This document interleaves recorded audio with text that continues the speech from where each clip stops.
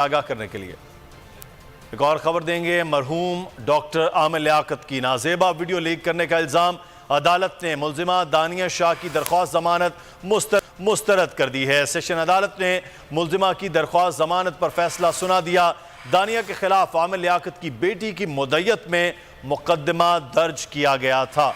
मरहूम डॉक्टर आमिर लियाकत हुसैन की नाजेबा video leak करने का इल्जाम। अदालत ने मुल्जिमा दानिया शाह की दरख्वास्त जमानत मुस्तरद कर दी है। सेशन अदालत ने मुल्जिमा की दरख्वास्त जमानत पर फैसला सुना दिया है। दानिया के खिलाफ आमिर लियाकत की बेटी की मुद्दत में मुकदमा दर्ज किया गया था। खबर आपको दे रहे हैं कराची से, जहां डॉक्टर आमिर लियाकत हुसैन की नाजेबा वीडियो लीक करने का मामला। अदालत ने मुल्जिमा दानिया शाह की दरख्वास्त जमानत मुस्तरद कर दी है। सेशन अदालत ने मुल्जिमा की दरख्वास्त जमानत पर फैसला सुना दिया है।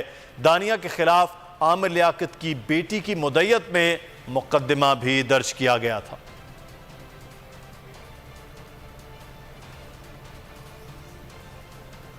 एक और खबर से आपको आगाह करेंगे कि स्पीकर पंजाब असेंबली सिफ्तान खान ने कहा है कि अपोजिशन के कमेटी के लिए